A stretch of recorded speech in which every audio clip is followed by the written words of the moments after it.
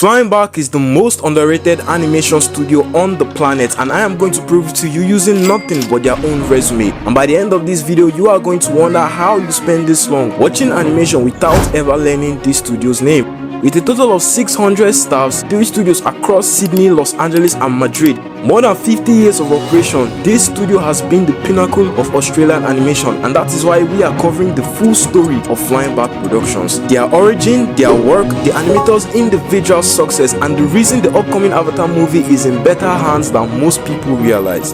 Let's begin. First of all, what even is Flying Back Productions? Well, Flying Back is an Australian full-service studio animation headquartered in Sydney. They handle everything in-house: development, storyboarding, 2D hand-drawn animation, CG and VFX, compositing and post-production. The studio was founded in 1967 as Yoram Gross Film Studios by Yoram and Sandra Gross. They built the foundation of Australia's entire animation industry almost alone, producing pioneering work like Dot and the Kangaroo in 1977, one of the first feature-length animated films ever made in the country, and the long-running Bleaky Bill franchise that followed. The name changed to Flying Back in 2006, and in 2008 the studio was acquired by Studio 100, a Belgian entertainment conglomerate which remains their parent company till today. They now operate 3 studios. Sydney is headquarters, Los Angeles opened in 2020 to access Hollywood talent and partnership directly. Madrid opened in June 2024, their first European base, initially focused on CG. Across all 3 locations, they employ roughly 600 people. That is the studio. Now here's the hardcore fact. Hey look everyone, a party pooper. Most people who have strong opinions about which animation studios are the best have never heard of Flying Back. They'll name studios from Japan, from Ireland, France, even from the United States. And Flying Back, a studio that has been operating for nearly 60 years and currently has 6 active major productions running simultaneously, is not even in the conversation. This is simply just unfair, and bridging this rift is the purpose of this video and the essence of this channel. Most studios that are underrated simply haven't made enough. Flying Back problem is the opposite. They have made a great deal of exceptional work, and the average viewer watched all of it without even knowing who made it.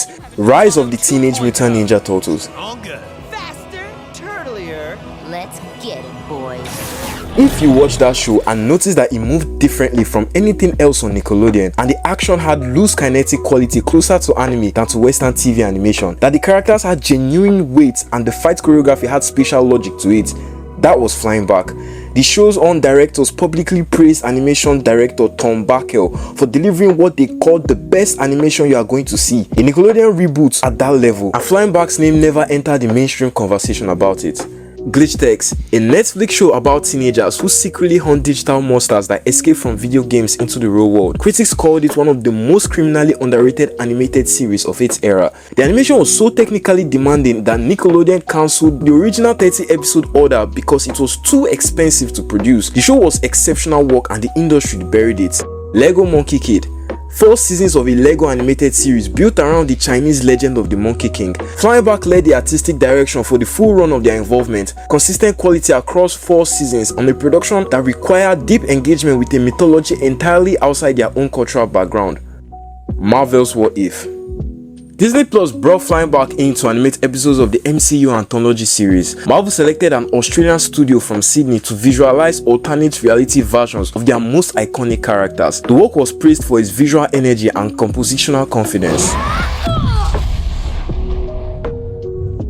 Girl and Devil Dinosaur, a Disney Plus series that critics described the animation as stunning, with characters that moved expressively and action sequences that, when they reached full scale, went somewhere extraordinary. That series won a Peabody Award in 2025. Flying Back is listed as a production studio on that award, a Peabody, one of the most prestigious recognitions in media. 5 major properties: Nickelodeon, Netflix, Disney, Marvel, all consistently praised for animation quality, none of them widely associated with the studio that made them.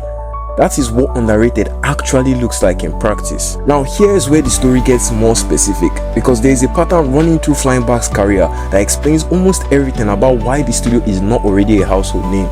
Every show Flying Back made that earned serious critical praise was either cancelled before it could finish, buried by its distributor, or denied the audience it deserved, not because of the quality of the animation, because of the decisions that were made above the studio's level that had nothing to do with what was on screen.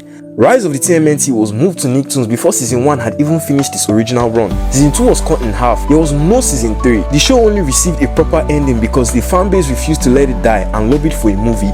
Glitchtext was a greenlit for 30 episodes, had 20 completed before the network pulled the plug, citing production costs, and then landed on Netflix where the all-at-once streaming model gave it no algorithmic visibility.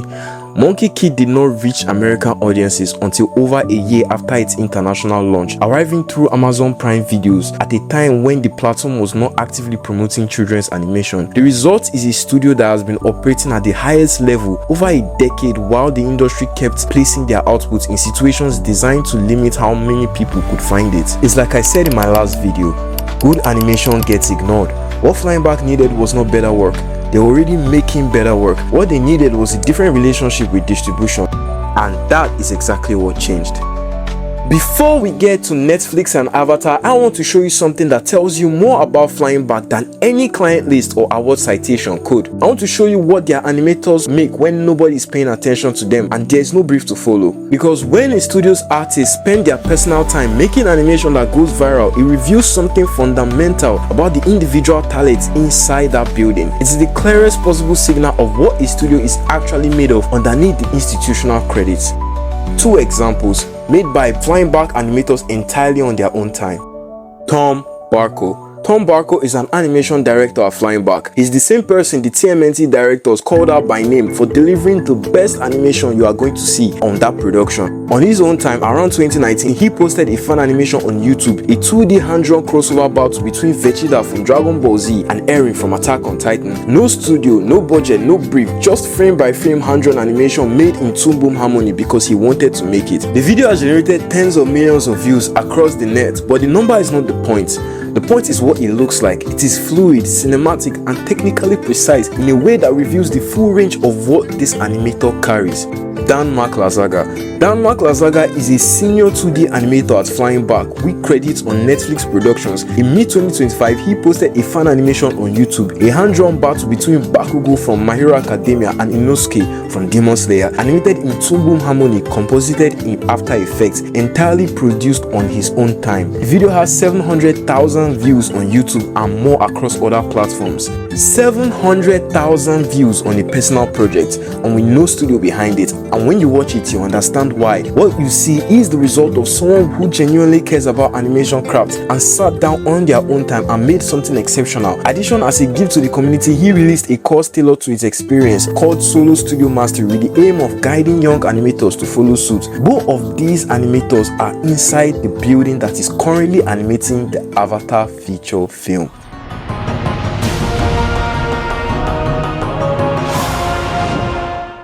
But before that, let's dive into Flying Back relationship with Netflix, as it is the moment the distribution problem gets solved. They produced Stranger Things Tales from 85, which dropped on Netflix in April 2026 across 10 episodes with the Duffer Brothers as executive producers. The production required over 18 million final frames and more than a million individual animation frames. John Dadarian, Netflix Vice President of Animation, said publicly that Flying Back brought craft, ambition, and creative clarity that made them the perfect partner. That is the most powerful platform in streaming, putting their name in writing behind this studio. And it doesn't just stop there. Flying Back is currently in production with Minecraft for Netflix, Clash of Clans for Netflix, and Ghostbusters for Sony Pictures Animations and Netflix. 4 major Netflix productions either released or actively in production at the same time. CEO Barbara Stephen confirmed the studio now employs around 600 people across Sydney, Los Angeles, and Madrid. He said directly that projects like Stranger Things are proof that world-class animations is being made in Australia. And then there's Avatar.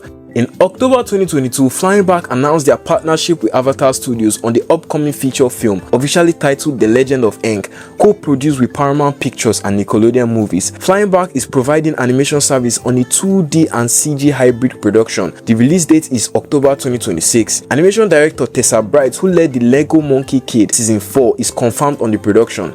The studio recruited 2D and CG artists specifically for this film in late 2022, which means their involvement covers principal animation, not just the finishing work. Tom Barker, the animator whose personal fan work demonstrates exactly what kind of frame-by-frame combat precision that Avatar demands, is inside that same studio. Now, if you know the Avatar fandom, you understand what the stakes are. The Last Airbender is not just a beloved show, it's one of the most artistically respected animated series ever made in the Western world. The bending choreography, the way movement was designed to express character philosophy physically rather than through dialogue. The fact you could watch an airbending sequence and understand Aang's personality through his footwork alone. Avatar set a standard that studios have been chasing for 20 years. The people who chose Flying Back for this film knew exactly what they were selecting.